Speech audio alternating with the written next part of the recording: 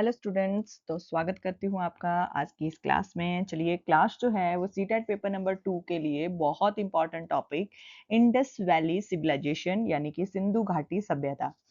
बहुत important history का ये टॉपिक है। एसएसटी से अगर आप सीटेट का एग्जाम देने वाले हो तो आपके लिए बहुत बहुत ज़्यादा इंपॉर्टेंट ये क्लास रहेगी। तो बहुत ज़्यादा लंबी क्लास नहीं है, सिर्फ 20 पीवाईक्यूज आज की क्लास में रहेंगे और टॉपिक रहेगा सिंधु घाटी सभ्यता।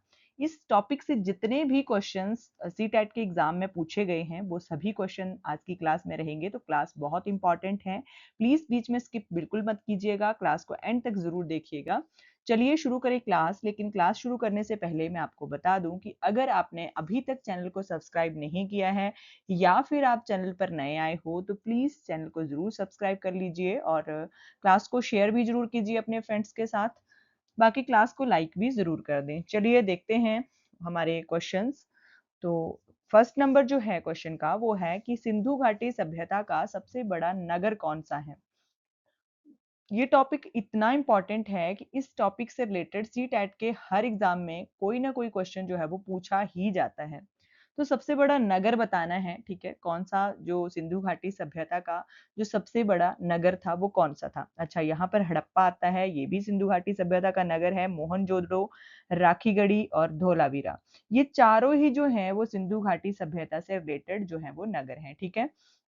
तो ये जो राखीगढ़ी है, यहाँ पर राखीगढ़ी जो है ये सबसे बड़ा नगर है। यहाँ पर राख के साक्ष्य जो थे वो मिले थे, ठीक है। तो ये भी आपने याद रखना है।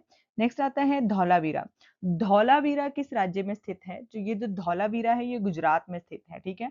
वर्तमान गुजरात में ये धौलावीरा जो है वो स्थित है, ठीक है। ये आपने याद रखना है।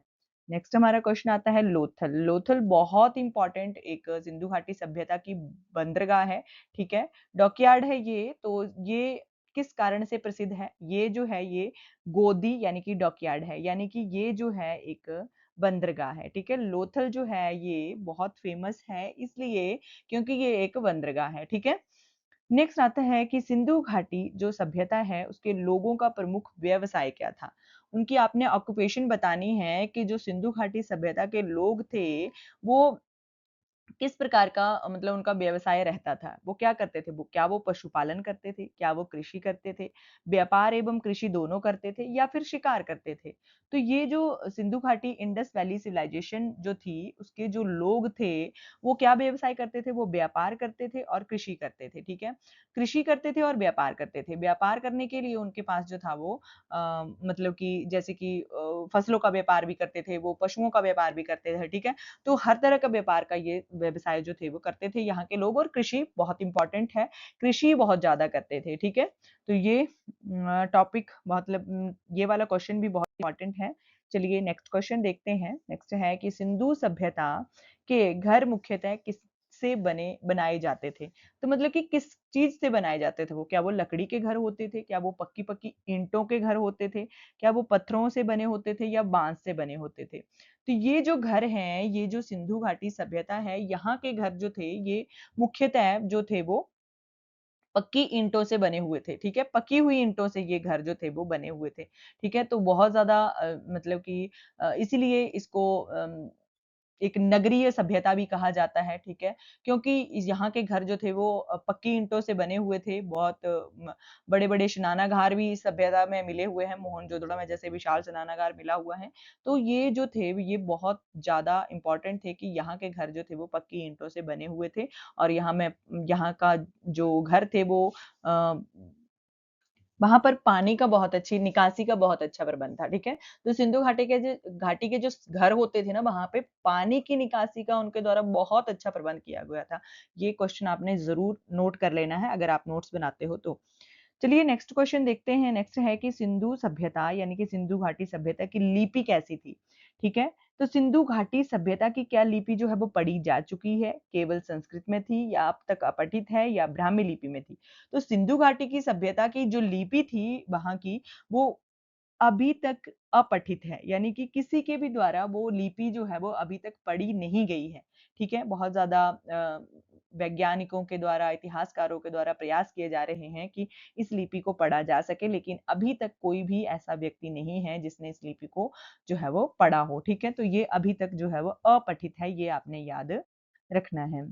नेक्स्ट आता है कि सिंधु सभ्यता के में जल निकासी व्यवस्था कैसी थी? तो ये तो मैंने अभी बताया आपको कि बहुत ज़्यादा विकसित थी, ठीक है? बहुत ज़्यादा विकसित जल निकासी की व्यवस्था थी। हर घर के लिए अलग से पानी निकलने के लिए प्रबंध किया होता था, हर घर में अपना कुआँ होता था घर के आँगन में, ठीक है? तो ये जो थे जल की निकासी का बहुत अच्छा प्रबंध इन्होंने किया हुआ था और पक्की नालियाँ होती थी, नालियों को इवन कि ढका भी गया होता था जिससे कि कोई भी बीमारी या कुछ भी मतलब ना फैल सके, ठीक है? मच्छर, मक्खी वगैरह ना फैल सके, ठीक है? तो ये इनकी जो जल निकासी की व्यवस्था थी बहुत बहुत अच्छी थी, अत्यंत विकसित इसका आंसर होगा। ऑप्शन नंबर ए जो है वो करेक्ट हो जाएगा, ठीक है? नेक्स्ट आता है कि निम्नलिखित में से कौन-सा स्थल जो है वो हरियाणा में स्थित है? 4 स्थलों के हमें नाम बताए हुए हैं, तो इनमें से बताना है कि कौन-सा स्थल जो है वो हरियाणा में लोकेटेड है। तो क्या वो कालीबंगा है, बनावली है, लोथल है या धौलावीरा है? धौलावीरा को तो हमें पता चल गया कि ये गुजरात में है, तो ये तो एलिमिनेट हो जाएगा। तो जो बनावली है, ऑप्शन नंबर बी, ये हरियाणा में लोकेटेड है, ठीक है? बनावली आपने याद रखना है, ये हरियाणा में लोकेटेड है। नेक्स्ट आता है कालीबंगा किस राज्य में है? तो कालीबंगा जो है वो राजस्थान में है, ठीक है? कहाँ पर है? राजस्थान में कालीबंगा है। तो हमें 3 का पता चल गया। बनावली हरियाणा में है और जो धौलावीरा था वो गुजरात में है और कालीबंगा जो है वो राजस्थान में है, ठीक है? तो ये तीनों ही आपने नोट करके रख लेने हैं, बहुत इंपॉर्टेंट है। नेक्स्ट आता है कि सिंधु सभ्यता के लोग किस धातु से परिचित थे, ठीक है? अपरिचित नहीं, परिचित थे। क्या वो उस धातु के बारे में जानते थे, ठीक है? तो ऐसी कौन-सी धातु थी? क्या वो तांबा थी, कांसा थी, सोना थी या लोहा थी? तो परिचित नहीं थे यानी कि अपरिचित ही होगा यहाँ पर। तो लोहा जो थी वो इस धातु के बारे में सिंधु घाटी के घाटी सभ्यता के लोग जो थे वो बिल्कुल भी नहीं जानते थे, ठीक है? लोहा एक ऐसी धातु थी जिसके बारे में सिंधु घाटी सभ्यता के लोग बिल्कुल भी जानते नहीं थे, उससे परिचित नहीं थे वो, ठीक है? तो ये आपने याद रखना है। बाकी तांबा, कांसा और सोना ये तीनों धातुओं से वो बखूबी परिचित थे, ठीक है? लेकिन लोहा जो है उसके बारे में इनको पता नहीं था। नेक्स्ट आता है कि सिंधु सभ्यता में जो मानकीकृत बाट एवं माप है वो किस बात का प्रमाण है? तो ये किस बात का प्रमाण है? बाट होता था और माप होता था। तो ये किस चीज का प्रमाण है? धार्मिक व्यवस्था का, सुव्यवस्थित व्यापार का, सैन्य शक्ति का या राजतंत्र का? तो बाट और माप दोनों ही नापने तोलने के काम आते हैं, ठीक है? बाट भी और माप भी दोनों ही जो है वो नापने तोलने के काम आते हैं। तो ये इनके सुव्यवस्थित व्यापार का प्रमाण था, ठीक है? सुव्यवस्थित व्यापार यानी कि ये जब व्यापार करते थे, चाहे वो अनाज का होगा तो उसके लिए बाट का प्रयोग करते थे, फिर चाहे वो पशुओं वगैरह का होगा, मतलब किसी भी चीज़ का ये जो प्रयोग करते थे उसको नाप-तोल कर देना, इसी इसी चीज़ का ये प्रमाण है कि इनके पास बाट और माप के जो प्रमाण हैं वो मिले हुए हैं, ठीक है? सुव्यवस्थित व्यापार का ये प्रमाण है। नेक्स्ट आता है कि सिंधु सभ्यता का जो कौन-सा स्थल है वो चावल के प्रमाण के लिए प्रसिद्ध है। तो कहाँ पर जो है वो चावल के साक्ष्य जो हैं वो मिले हुए हैं? तो रंगपुर में जो है वो चावल के प्रमाण के लिए ये प्रसिद्ध है रंगपुर, ठीक है? नेक्स्ट आता है मोहनजोदड़ो का अर्थ क्या है? तो मोहनजोदड़ो का अर्थ होता है मृतकों का टीला, ठीक है? मृतकों का टीला जो है मोहनजोदड़ो का अर्थ शाब्दिक अर्थ होता है, ठीक है? कई बार ऐसे भी लिखा गया होता है कि मोहनजोदड़ो का शाब्दिक अर्थ क्या है? तो मोहनजोदड़ो का शाब्दिक अर्थ जो है वो मृतकों का टीला है, ठीक है? नेक्स्ट आता है क्वेश्चन कि सिंधु सभ्यता के लोग जो है वो मुख्यतः किस पशु का उपयोग परिवहन के लिए करते थे, ठीक है? परिवहन यानी कि इधर से उधर जाने-आने के लिए जो ये लोग प्रयोग करते थे, वो कौन-सा पशु था, जिसका प्रयोग जो थे वो एक स्थान से दूसरे स्थान पर जाने के लिए करते थे, एक परिवहन के रूप में करते थे। तो वो वो वाहन था बैल, सॉरी। तो ये आपने याद रखना है, परिवहन के लिए ये बैल का प्रयोग जो करते थे, ठीक है? नेक्स्ट आता है सिंधु सभ्यता में अग्निकुंड फायर एटलस